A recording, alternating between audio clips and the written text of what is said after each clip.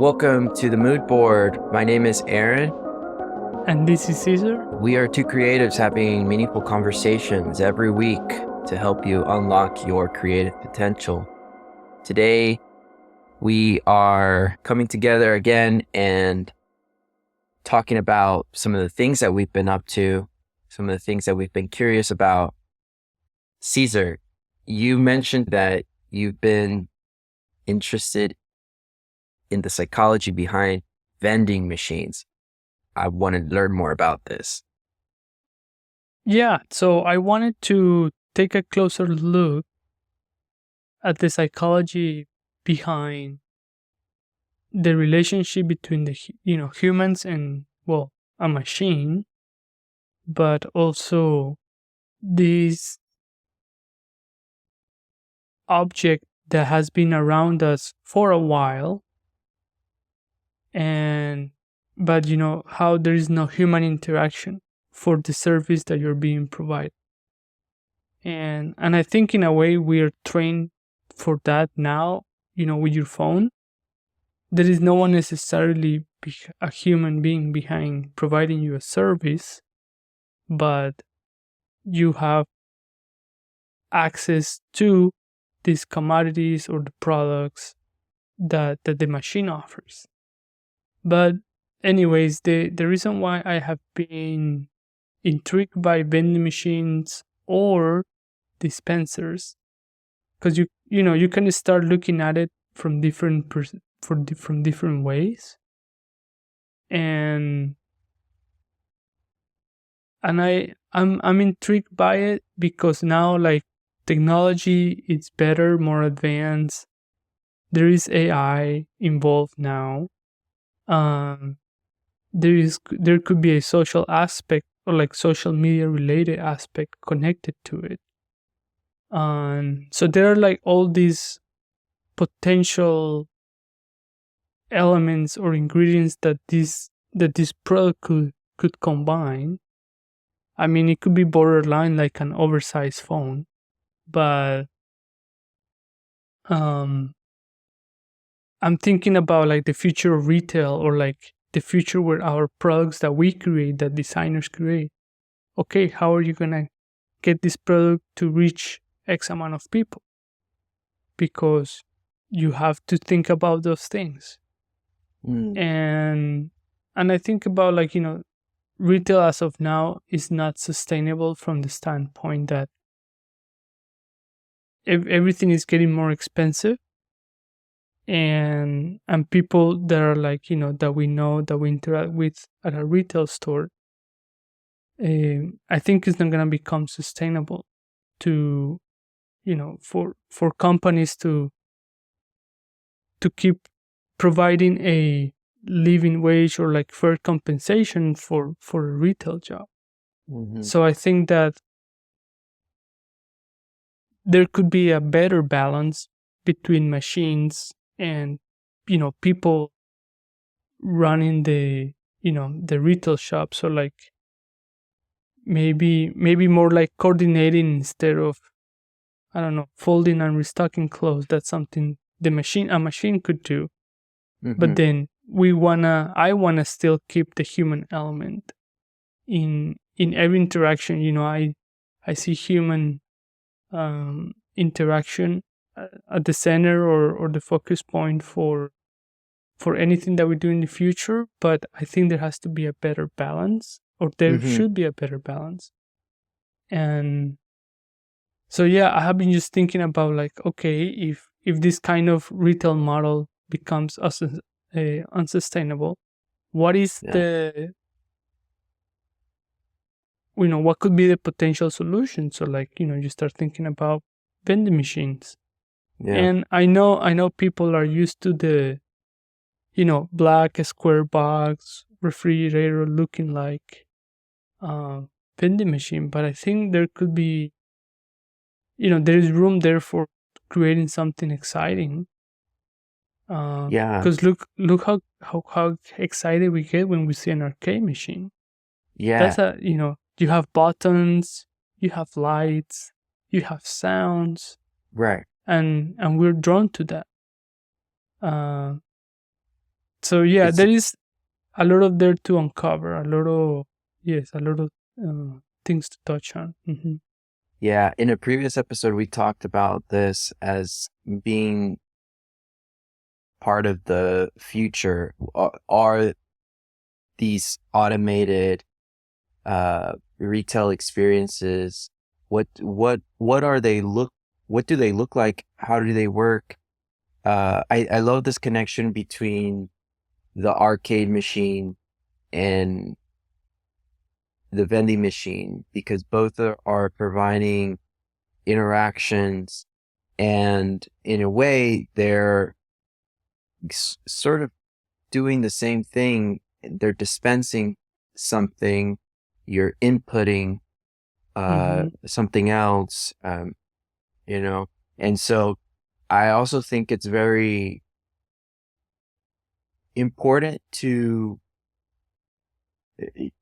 like really take time to frame the question that you're asking, because if you, for example, just say like, let's design a vending machine, you're already, you kind of come in with this preconceived notion of what a vending machine is, and you kind of have to abandon that to come about with something that's truly new and interesting. And so I love this connection between the machine dispensing something, and then a machine that is a game that also dispenses something. And so I'm very curious to see where you land on this and how you navigate toward, like, through your research, because there is that tension between what jobs do we give the machine and what jobs should be for human beings. I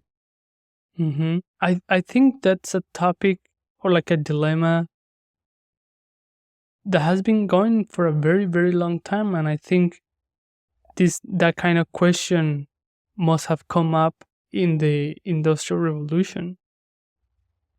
Yeah. And I think that's kind of like a similar wave right now with AI, where we have these, as you said, these conversations about, okay, what can the machine do? How can we find, I don't know, ways to have a machine support or automate something? Yeah. But now the question is like, okay, what should we automate? Because that's sometimes the how can I say it, like the real question. That's sometimes the real what matters the most is like, yes, I know we can automatize everything, but the question is what. Yeah. And it reminds me of like this post that I saw on Instagram from that visual guy that you mentioned. I forgot his name. That has the very simple graphics. Yes. That he mentioned that, like, in the post he mentions pretty much, it's not exactly this, but pretty much he said, anyone can turn a screw, but I know what screw to turn. Yeah, that's what you pay for. Yeah, I remember. Right. So, and that's, I think, and that's the dilemma right now with AI. Like, okay, AI, quote unquote, technically could do anything. However, there needs to be a human input. And now the question is, what should be AI powered or run by AI? So Yeah. And so the same dilemma goes for the vending machine, or I don't know, retail, where we have to, and I think there can be a trial period, and I think that's something important. Like, there has to be a lot of tests, there has to be a lot of attempts to see what, let's see how people react to this. And so there's a little bit of a learning curve, and I don't know, and and I'm sure, like, tech companies with cell phones, they go through this a lot, where they create a product that they know it will fail, but it will give them valuable insight and information to create the next one. Yeah, like, you can't expect the first iteration to be what it's going to be 10 iterations down. Like, even now, when we're looking at the chatbot, like ChatGPT, and you use a different kind of tool that is specially built around the tasks that you're doing. For example, video editing with a program called Descript, which is what we used for this podcast. It allows you to edit videos with the text like a Google document. And so the AI is built into the software in such a way that it makes sense, and it does something that would usually take hours, just a matter of seconds, which is transcribing, and editing and things like that. What I was going to mention is that it almost feels like the chatbot format is the first iteration, which is like, in computer history terms, when the computer first came out, it was just a, punch card type thing. And then it became the terminal command. And then, Steve Jobs went and visited Xerox PARC and got the insight that, oh my goodness, graphical user interfaces is how how computers are going to be interacted by normal human beings. And so you see all these iterations happening, right? That allow, like, for example, computers, when we're using them with the graphical user interface, we're using the top layer of the computer. But when you see a programmer who knows what they're doing, and they open up terminal and they're just like tick, tick, tick, tick, typing in a command and the files open up, or they're just able to control the computer in a way that most people don't know how to. And what I'm getting with that is ChatGPT now seems to me, with like the chatbot format, that it's the first iteration. It's the sort of the raw innovation that made us go, wow, we should pay attention to this. But now we're starting to see different iterations of that technology with programs and software that's built around that technology. And so what I'm going with this is, I think we are still in a state of flux, and still needing designers to work closely with engineers to create more seamless artificial intelligence products that aren't really about the technology itself, but what the person can do, right? What they can do with it. Which kind of ties into this idea of it's not that we're going to be competing with AI, because we already know what the result of that will be. I think it's really going to be, what is sacred in our intelligence, and where should our time be spent on? Like, our time shouldn't be spent on rudimentary, like, mechanical tasks, like you mentioned. They should be spent on creativity. They should be spent on thinking of new things. Yeah, unleashing your creative potential, like what we talk about here. So people who embrace that, who recognize, who see that this new technology is just a new powerful iteration of what the computer was for the people who came before, and I guess, and for us as well, and really embrace that, I think are going to enjoy the the fruits of what's to come, I think. Yes, There's that's a yeah no, that's a very good point. And I think this brings me to the point of looking at, things that AI will never be able to replicate. And this was like actually years ago I read an article about this, two future proof jobs, and that was a being an artist and being in comedy. So if you want to be a interesting. comedian, you could be really successful, and because people will connect and people will always look for that, like just human ingenuity or like Yeah, cleverness or yeah, wittiness that comes with comedy, and no machine has been able to replicate that. And because human nature is unpredictable, and yeah, AI or machine or these like machine learning approaches, they're based on a pool of data that they draw from. If yeah. there is anything outside of that, the machine won't be able to do it. Currently, that is very much Yeah. the case.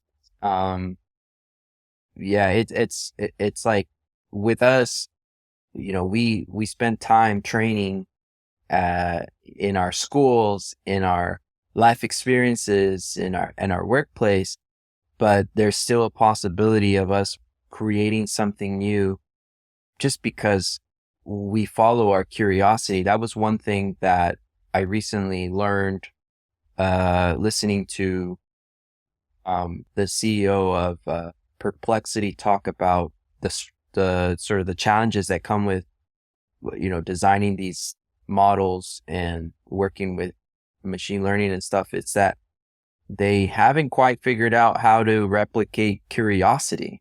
Curiosity is one of those things that it's inherently, it's sort of like not that, I mean, it's valuable, but it's also not always valuable. Like it just is. And you sort of have to learn how to trust where it pulls you and Right. not have an agenda, similar to what you're doing with the vending machines. It's like, you're curious about this. You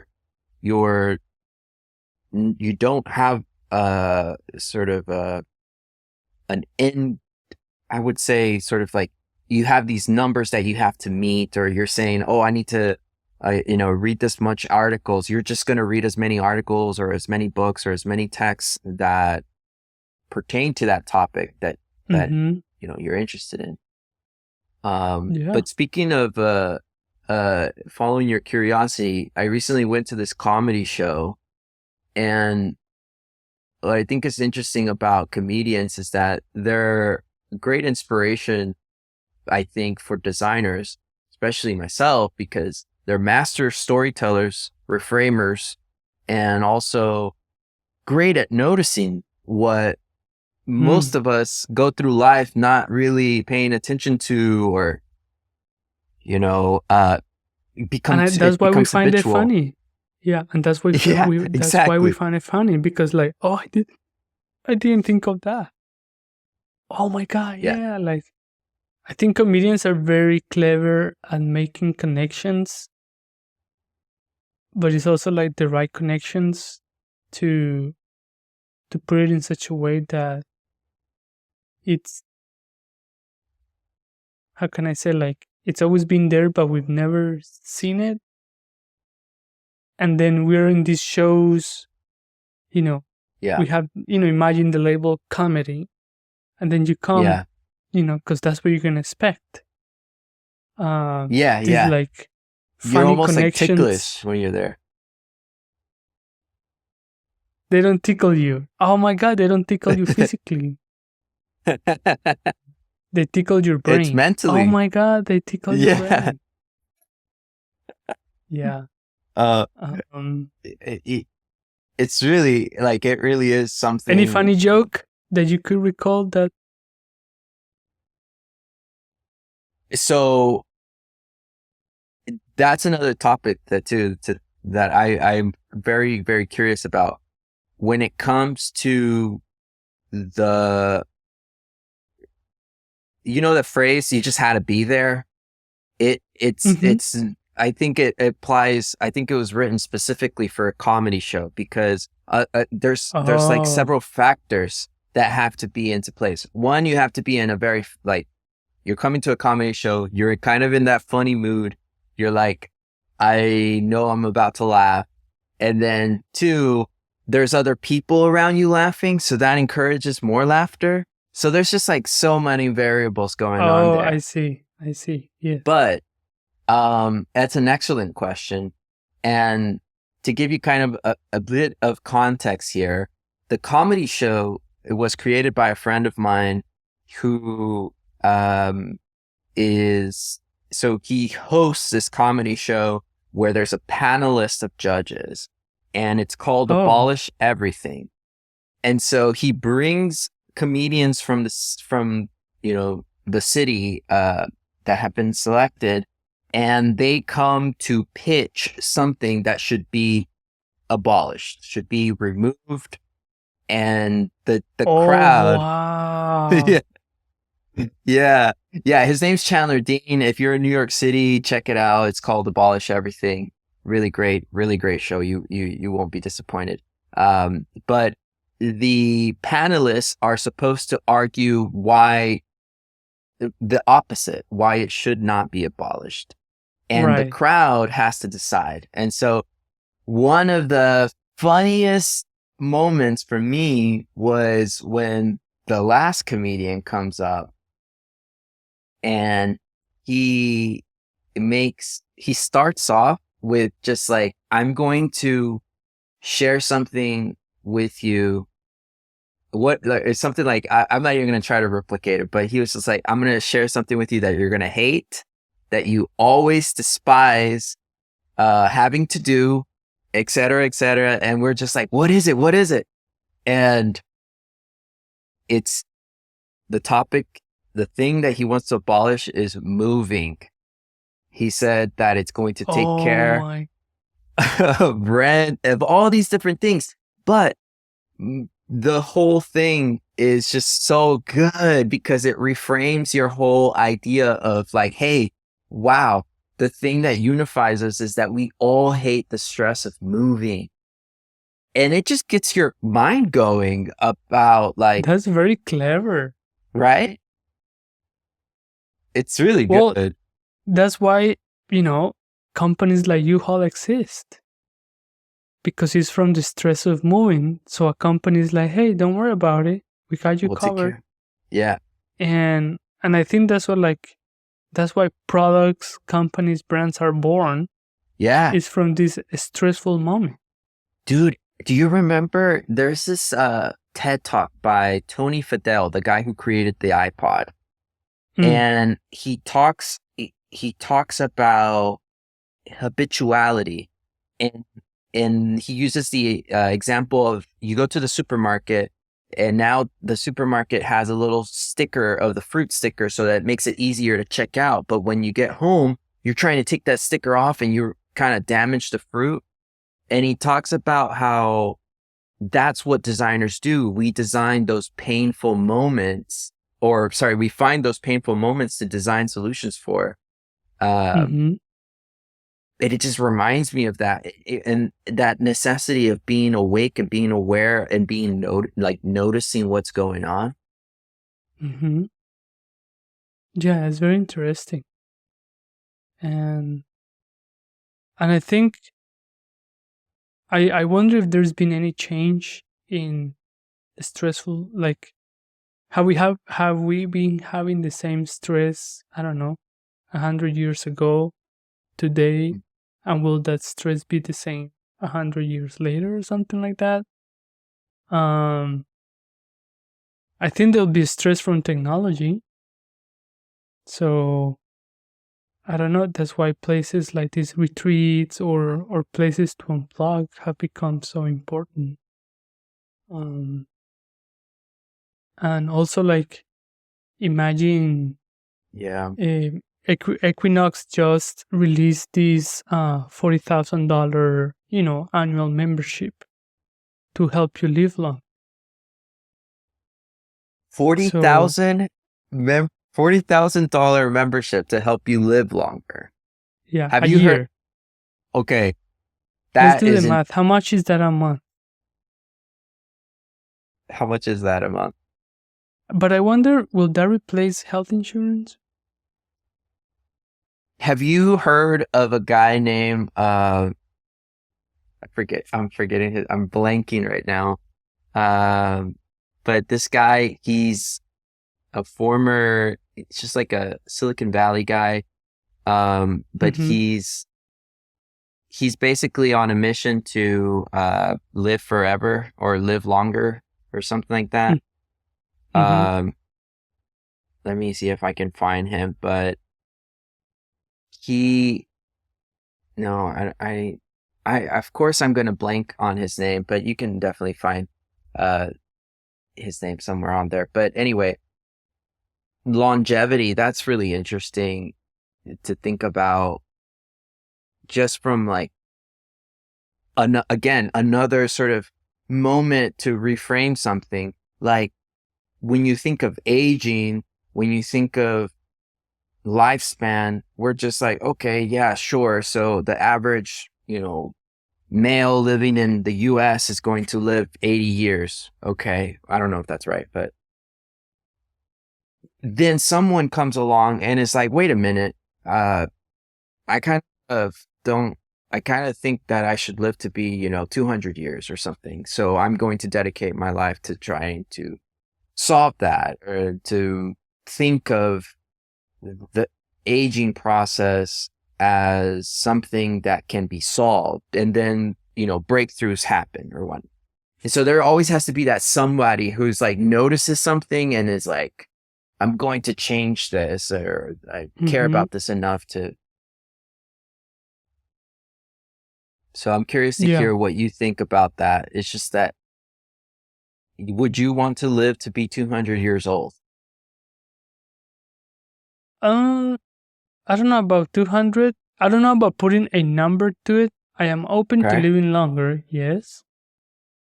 But I don't know about 200 years. And I don't know yeah, why I I'm chose just 200. Just a random. yeah. But no, 200. I mean, I'm sure 200 is the goal. Like, a lot of people would love to stick around for 200 years, but I wonder, I'm intrigued now by the result. Like, let's say 10 years from now, 20 years from now, people that join that program, what are the results? What is the data? What are the facts? What can be measured to say, okay, this was worth $40,000 a year for 10 years. And I just did the math. That's $3,333 a month. And I'm thinking, people that have the money for it, people that are like financially stable, Yeah. that don't have probably kids, or they might, but they just have the extra cash laying around. They're gonna be like, why not? Well, And I would say that it's probably cheaper to write a book. Just write a book with all your thoughts, that's healthy uh, too. That's eh, healthy too. and live forever that way. But no, seriously, I was just thinking that maybe within our lifetime, we're able to upload maybe our own neural networks to some kind of AI that allows us to have conversations with, our future generations or whatever. And that, I feel like, is more, I would say, it goes beyond the limitations of the physical body, and that's something that's very out there. I mean, Yeah. Elon Musk right now is working on the Neuralink, which is promises, quicker interfacing with computers and things like that. Yeah. Have you heard of it? Have you seen all that stuff? No, I haven't. Have you deep dive into it? I know just kind of surface level that they did a recent human trial experiment where someone got the Neuralink and they were able to operate their computer, and it really just changed their life. They were, I think, suffering from, they had lost mobility, I believe, in their entire body, if I'm not mistaken.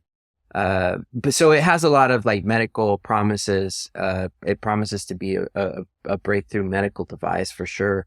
But the thought of being able to control interfaces with just your mind is pretty cutting edge, pretty out there. Mm-hmm. So Yeah. that's going to be an interesting thing to see play out. Totally. But Yeah. I'm even curious to, of course, if I had the money, I would be curious doing the Equinox things for a year. the See what Equinox result. thing? Yeah. Yeah. Just to see, I'm just curious to see what $40,000 gets you. Yeah, I wonder if they drive you to the gym, they cook you food. I don't know. I wonder They what better. it is. Actually, Better. actually, the food aspect, the nutrition aspect, Yeah. that's key right there. Because, our health and everything depends on what we eat. What we take in. Exactly. Right. So maybe instead of giving 40,000 to Equinox, what if you give 40,000 to a chef that is focused on, nutrition, I don't know, Mm-hmm. plant-based things, Yes. natural things. Absolutely. I think that could be a good alternative. Absolutely. I heard this from Sam, I forget his last name, but he's a YouTuber. He's an entrepreneur, and he created, I think, School, spelled with a SKOOL, which is like a community platform. Anyway, he has a video from 5 years ago that I was watching, and one of his recommendations for anyone who's an entrepreneur who's building something is as soon as you can afford it, get a personal chef, because it opens up so much of your time is spent on trying to figure out what to eat, cooking, all these different things. And so the ultimate hack to get more of your time back is to have a personal chef. I feel like it is very, of course, very important to have that and have somebody who's really passionate about food and sustainability and things like that. I would like to, though, if when the time comes, to have someone help in that way, to also be able to participate. Right. So I didn't have a personal chef, but I tried a meal plan from a chef, which is an alternative. Cool. I'm sure, having a personal chef with you is not cheap, but I think this is an alternative, which a lot of chefs are open to. That's a way to, for them it's easy. Yeah, the meal plan where, you set up a week prior. You say like, okay, I want meals Monday, Wednesday, Thursday, or like Yeah. Friday. And then I want lunch and dinner. Okay, Right. you said, you figured that out priorly. And so that's the way we did it. We would like a week before, I would confirm the I would confirm the I would confirm what I wanted to eat the week before, and then what days, and then I would be charged based on that, and I would pick up the meals from him, and they were amazing. Um, they were amazing, and they were very helpful. So that's something to consider, uh, to be open to, instead of spending $40,000. So I was talking about the alternative to a personal chef, Mm-hmm. because it might not make financial sense for a lot of people, but you could consider a meal plan from a chef that you can uh, coordinate with him, um, Mm-hmm. prior to him preparing your meals for the following week, and Mm-hmm. you can choose whatever you want to eat. Of course, he will advise you what do you want, and based on that, he will also make recommendations, but he will make sure that those meals that you get in the meal prep are really good. Yeah. So that's an alternative, and interesting that we talk about that, because there is now vending machines with chef uh, meal preps, um, that are, the chefs come and they load the vending machine with those meals, so you could have access to you know to like a fresh meal on in a vending machine. And I experienced that in Chicago. They have this vending machine called Farm to Table, Mm-hmm. or something like that, Farm to something. And every day they will load the machine with salads or proteins, which was either chicken or boiled eggs. But they will have like just nutritional snacks instead of the processed food vending machine that Mm-hmm. we're used to having. But that was great, because for me sometimes that would be my meal. That's Couple incredible. things, couple things from the vending machine, but that would be it. And I loved it because it wasn't crazy expensive, but it was at least good. Like Yeah. at least I'm having a salad instead Yeah. of a pack of Doritos. Right. Yeah. It sounds just very convenient, also kind of like a lucrative uh business opportunity to have a healthy vending machine uh placed in a very highly trafficked area. Uh Sounds like a pretty good venture. But this is cool. I'm glad that we got to talk, like, touch on these topics of which I think is the broader theme is what jobs should the machine have and what jobs do we want to have? And I think that's going to be uh, a topic that we can explore later on at greater depth. And I'm curious to Hmm. hear what our listeners have to say Yeah. about this too.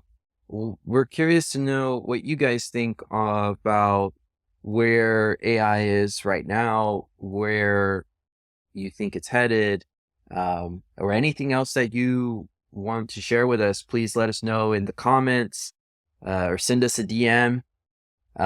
We're curious to hear more about what's on your mind. Thank you for listening to the Moodboard podcast. My name is Aaron. And this is Cesar. And we're two creatives coming together every week to have meaningful conversations to help you unlock your creative potential. Until next time. Thank you, guys. Take care. Thank you.